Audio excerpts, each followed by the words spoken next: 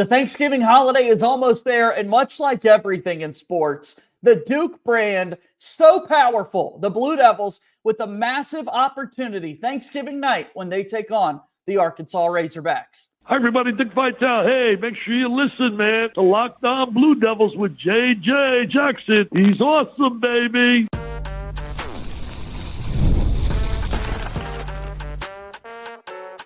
You are Locked On Blue Devils, your daily podcast on the Duke Blue Devils. Part of the Locked On Podcast Network, your team every day. Hello, everybody. Welcome into another episode of the Locked On Blue Devils podcast. My name is JJ Jackson. Thanks so much for being here with us today on the show, as it is Wednesday, November 26, 2025.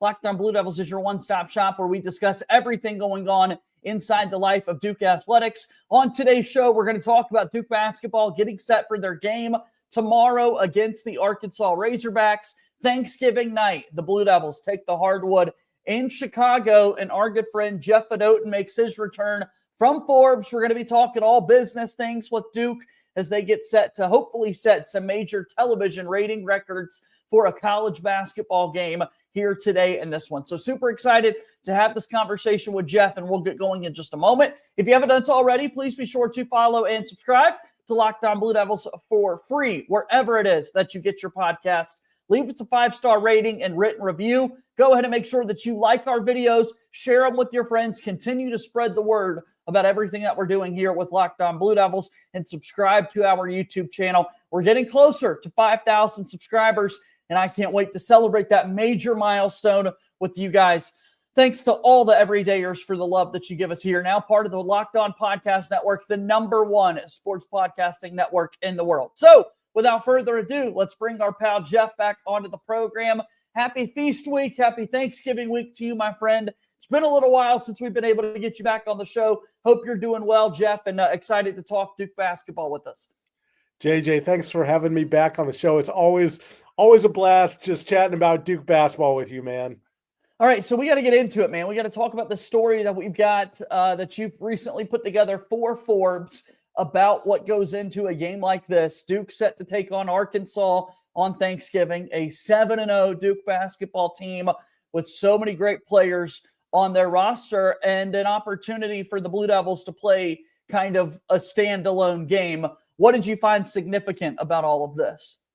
Yeah, there's several things that are significant. First of all, this just has the potential to be just a ratings bonanza. Duke, of course, always draws eyeballs. They're such a big brand in college basketball, but the window for this being on CBS and the window that they have, so traditionally the Thanksgiving window, that late afternoon game with Cowboys being America's team, it's late in the day. People probably sick of their family or, want to sit on the couch and watch some football. They digest. That is traditionally the highest rated regular season NFL game of the year. Last year's was the highest rated, even though it was Giants and Cowboys, two teams with losing records.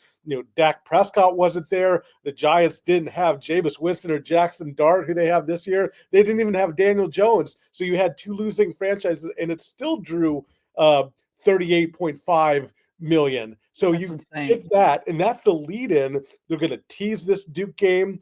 And so not only is Duke a big brand, last year CBS showed it showed Arkansas, who obviously is playing Duke again, Arkansas versus Illinois, and that game was the highest rated college basketball regular season game, and it didn't have this great Cowboys lead-in. It was during the afternoon, it wasn't at night, so this could be just do monster ratings.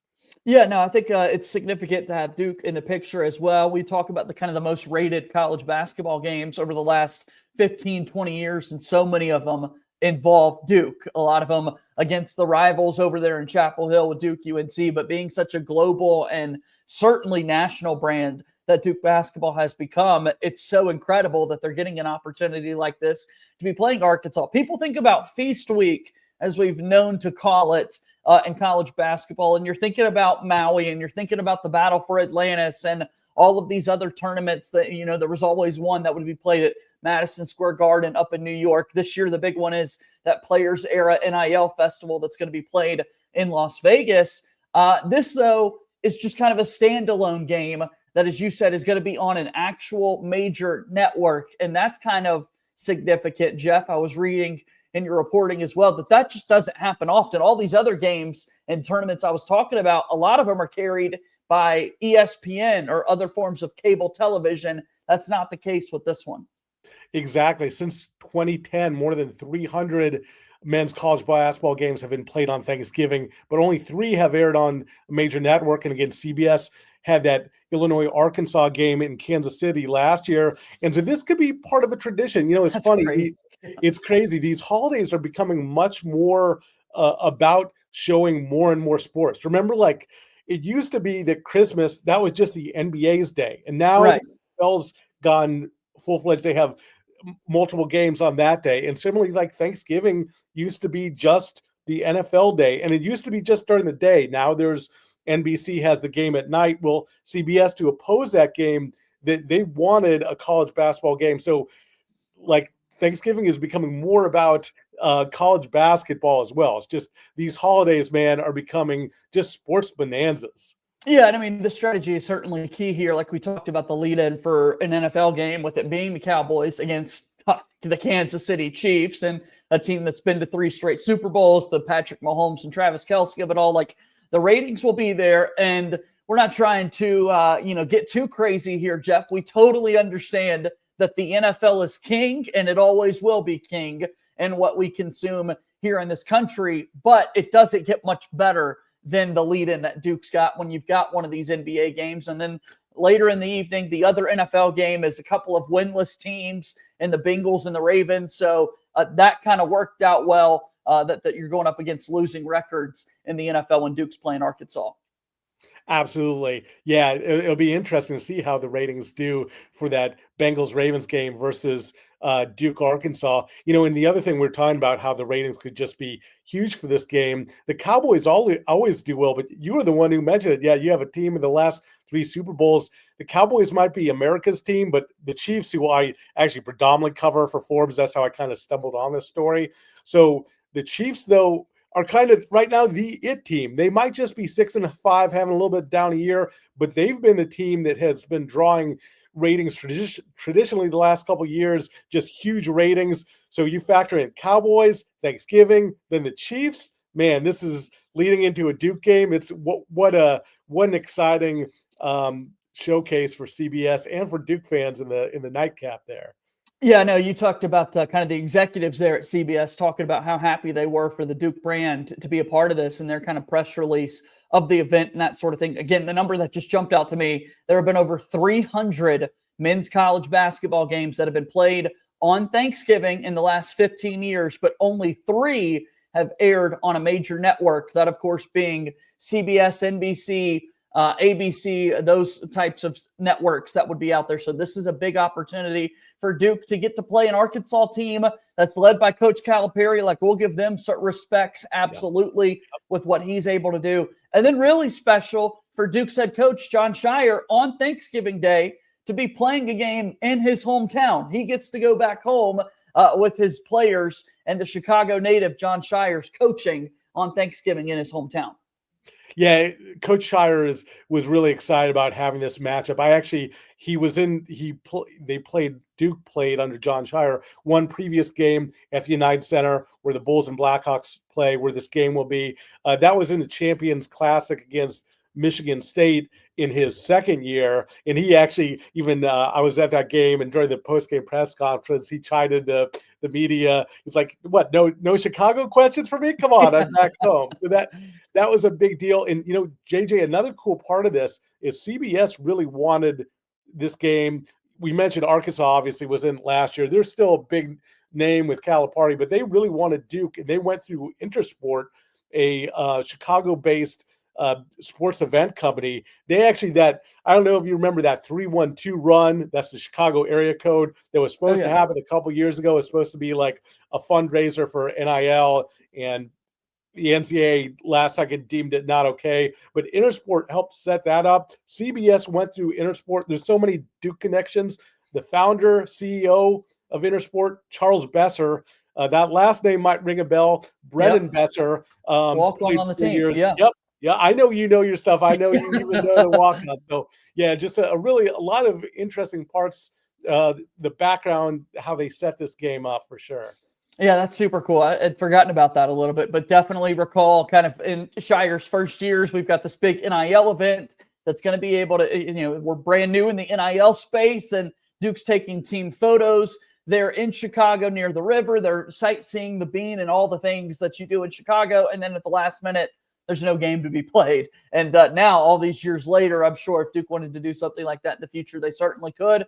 But they'll get an opportunity to take on Arkansas. All right, so let's get a little bit more into the game. Let's get a little bit more into the 7-0 start for Jon Scheyer and company, and we'll continue our conversation here in a moment.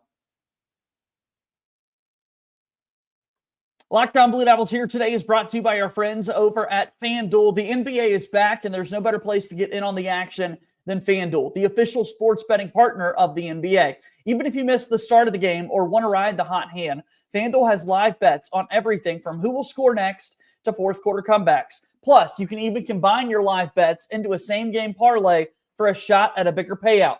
It keeps every game exciting, especially when your team's making that late push. Right now, FanDuel is giving new customers $300 in bonus bets when your first $5 bet wins. So head to FanDuel.com to sign up and play your game with FanDuel, the official sports betting partner of the NBA and a proud sponsor of Locked On Blue Devils.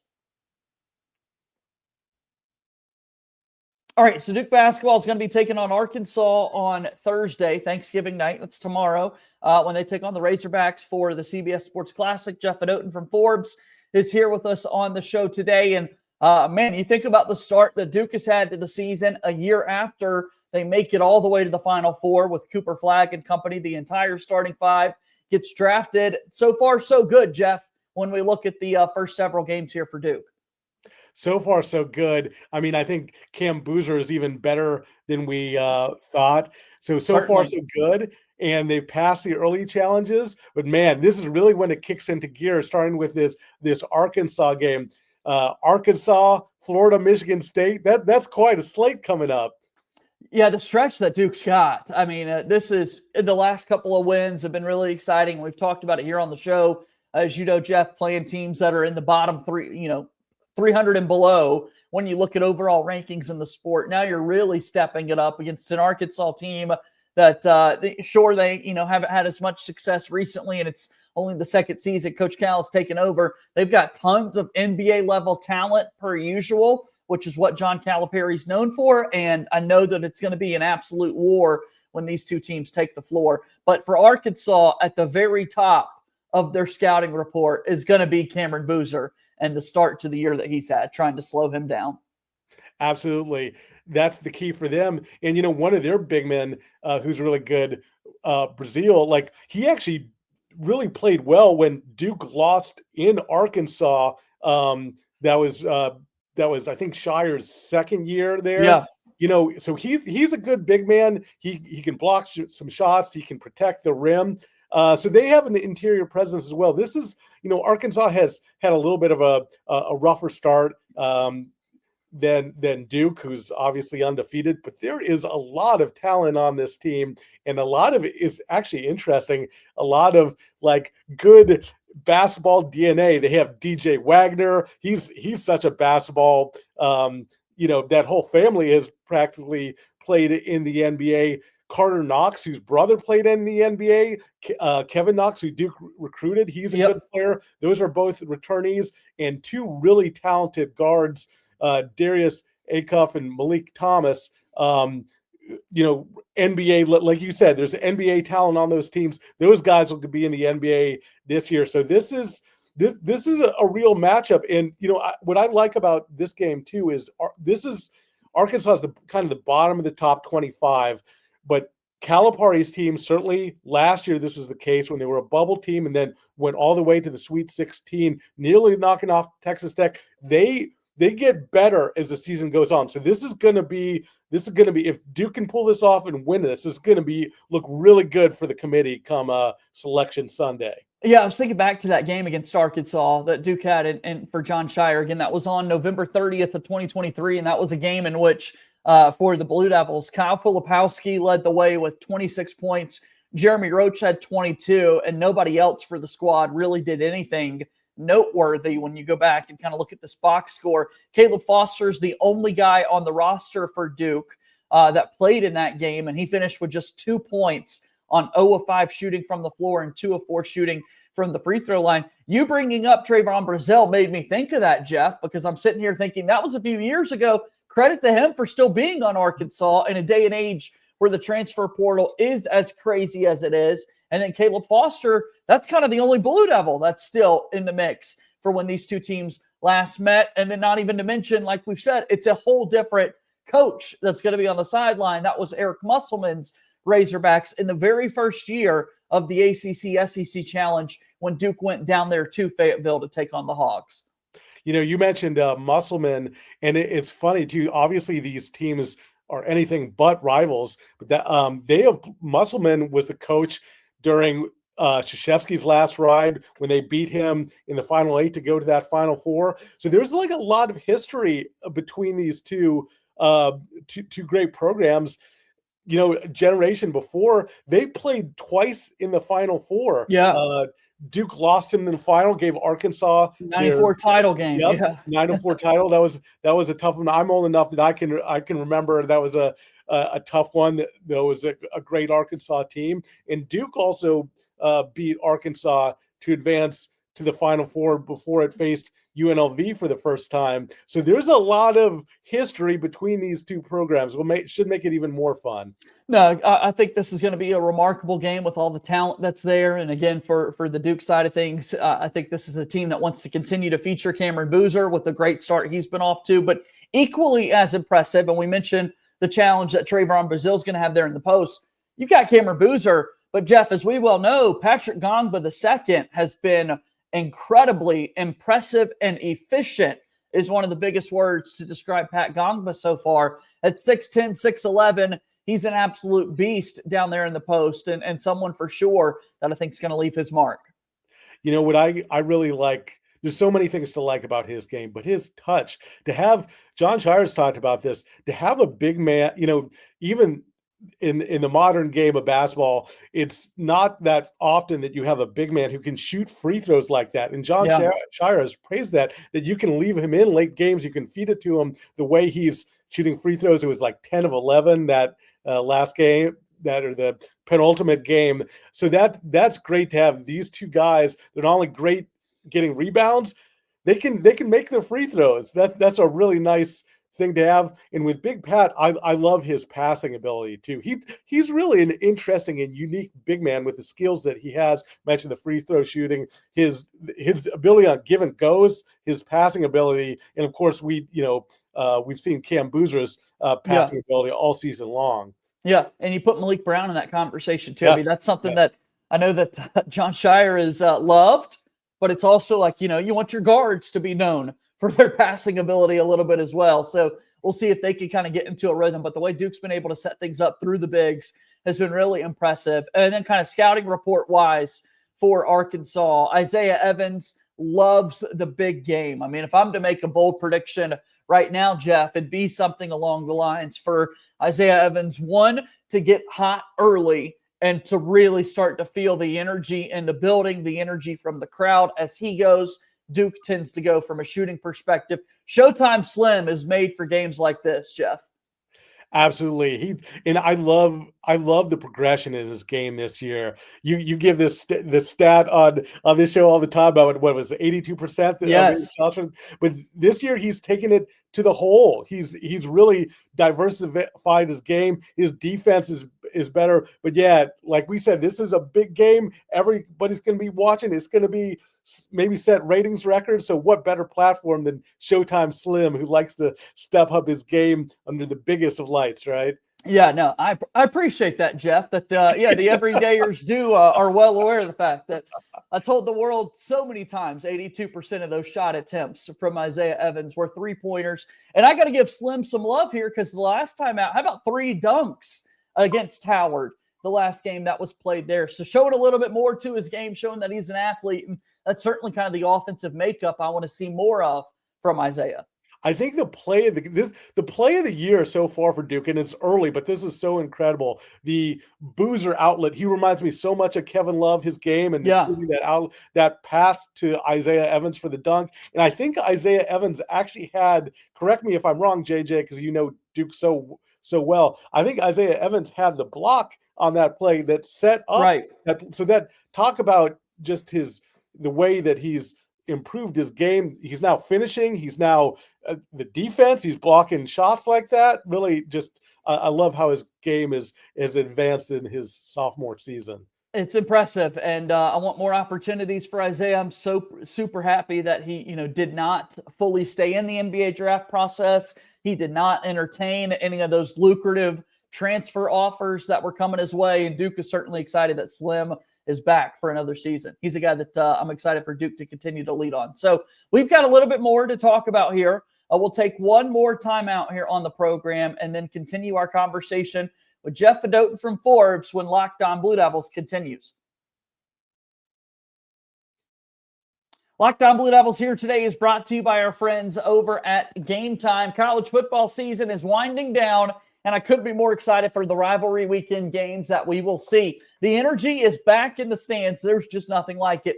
But let's be real, actually getting tickets to these major college football games can feel more like a battle than the game itself. Endless waiting queues, hidden fees, prices jumping at checkout. Those things are terrible. That's why I use Game Time, the app that gives the advantage back to fans. The easiest way to score last-minute tickets at the best prices with no surprise fees. What you see is what you pay. I was able to pull up Game Time, and in just a couple of taps, I saw amazing deals. I'm talking about your favorite college football games for as low as $25. Yeah, you want to make sure that you get involved with that. So take the guesswork out of buying college football tickets with Game Time. Download the Game Time app, create an account, and use code LOCKEDONCOLLEGE for $20 off your first purchase. Terms apply. Again, that's promo code LOCKEDONCOLLEGE, LOCKEDONCOLLEGE for $20 off. Swipe, tap, ticket, go. Download Game Time today. Game Time is a proud sponsor of Locked On Blue Devils. All right, so let's keep going. Jeff Fedotin from Forbes is here. We're talking Duke basketball here on this Wednesday, day before Thanksgiving. I hope that all the everydayers there have a very happy Thanksgiving holiday with friends and family. We get a chance to watch Duke basketball taking on Arkansas in Chicago. Jeff, one of the last times that we had you on the program, it was the year of flag, man, and we were talking about the great stories and reporting that you were able to do in regards to his deals that Cooper had signed with Gatorade and just the signature NIL value that he was able to bring to the table. Recent news this week is we've seen the Boozer twins now in the headlines, signing with Jordan Brand. Once again, playing at Duke, being an incredible basketball player, good things happening for these guys. Totally. And just like the Cooper flag thing, it's kind of interesting. Now, Duke obviously wears Nike, which is, the owner, the Jordan Brand is a subset of Nike, but, the Boozers will wear Nike shoes. They can't wear the Jordan Brand shoes. This year at Duke, just like Cooper Flag couldn't wear the New Balance shoes this year, good in the pros, at least during games and stuff. And this is really fascinating because the Jordan Brand get more Duke basketball players. You can add that to Jason Tatum, Zion Williamson, Con Knippel is wearing Jordan. It's kind of it's fascinating that a Carolina alumnus keeps tapping into the brotherhood here. It's funny on a personal level. Michael Jordan, I think, is the best athlete in any sport that I've seen in my lifetime. But I was never really a fan because he was a Carolina guy. But now he's bringing all these Duke athletes. I feel comfortable. I got some Jordan Brand, a hoodie and some shorts during the Super Bowl as swag. Now I feel more comfortable repping it, sporting the swag, because now it's like a Duke thing. Yeah, I mean, he came to his senses, did Michael Jordan, in terms of wanting to get these top-level athletes. And yeah, for the Boozer twins to get this opportunity is crazy. I know that On3, some of their reporting has got the Boozer twins, Cam Boozer specifically, with kind of like a $2 million NIL valuation. These numbers are so hard to kind of keep up with. A lot of the things isn't necessarily public, what these guys are signing for and whatnot. But this just isn't a surprise to us, Jeff, that someone like the Boozer twins playing for a brand like Duke, all of these top major companies want them to be involved. Totally. And it's, again, part of, and this is what's so cool about the Duke brand. They do have the means, the resources to pay these athletes, but even more when they're recruiting these athletes, another perk they can give them, like, well, in addition to the money you're going to make here, look at all the opportunities to be aligned with. Who wouldn't want to be aligned with the Jordan brand? That's as cool as it gets. So it's another, and they can say, hey, look at Cooper Flagg the year before, look at the Boozers in 25, 26. You come to Duke, you can be part of these huge brands. Yeah, we'll see how it continues to go. You've got Jason Tatum as the chief basketball officer of the team now. And like you mentioned, he's the Jordan brand guy. So those conversations, no wonder he's been showing up recently. Tatum's also been kind of getting in the ear of the Boozer twins and saying, come join my side. Come be a Jordan brand athlete like me. It's been fun, man, to watch just this team so far. And this is, like we said, to kind of circle back to our earlier part of the conversation,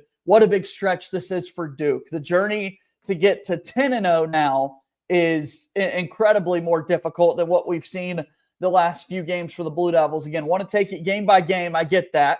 But on a forum like this, we're allowed to kind of forecast a little bit. Arkansas, the ACC SEC Challenge game at home against Florida, and then a true road game at Michigan State. Tough test coming there for Duke. This is a really big stretch in the schedule. Totally. Yeah, this is gonna be really exciting to have all these games together. And also, this will be the Arkansas game will be their second SEC opponent. Florida will be their third. If you include Tennessee from the preseason, that's like, talk about an ACC SEC challenge. They don't even need it. They're knee deep. They're playing everybody. Right? Yeah.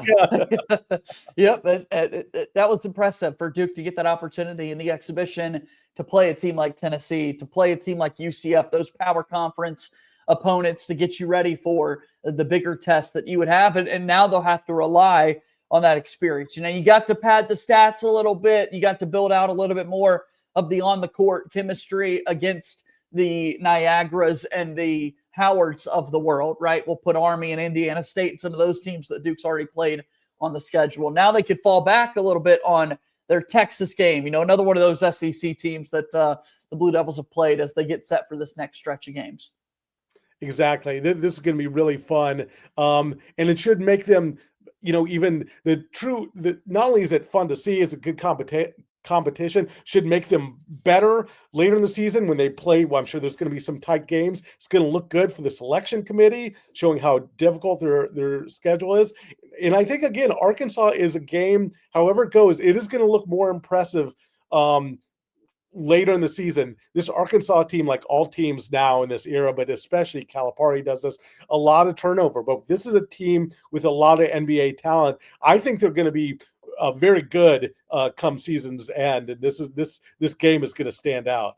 All right, one more time, Jeff. We've got a big story that you've put together. Tell us about your work, how people can follow along. You'll be in the building for the game tomorrow against Arkansas. Plug your work for us before you head out of here. Thanks for giving me that opportunity and that platform, JJ. Yeah, please check out my story on Forbes.com. You can even just Google my name, Jeff Fedotin, Fedotin. You know, I predominantly cover the Chiefs and NFL for Forbes, but my editor knows I'm a huge college basketball fan. So whenever I get a chance, she lets me kind of dip my toe into the college basketball world, especially, you know, I'm a Duke fan and it's such a big brand that it all obviously works itself. It's just a perfect fit for Forbes stories when you're talking about brands and business intersecting with sports. Absolutely. Well, thanks for coming on. We'll have you on again soon, Jeff, to talk about everything. So thanks for being here today. Absolutely, JJ, and happy Thanksgiving to you and everyone out there as well. All right, that's Jeff Fedotin joining us here on today's episode of Locked On Blue Devils, and that's going to bring our show today to a close. Again, happy Thanksgiving to all of our everydayers out there. Back at it again tomorrow, getting you set for the Duke game against Arkansas. Be sure to subscribe to us wherever it is that you get your podcasts. Also, make sure you subscribe to our YouTube channel as well. Go Duke! I'll talk to you tomorrow. My name is JJ Jackson. Thank you and good day.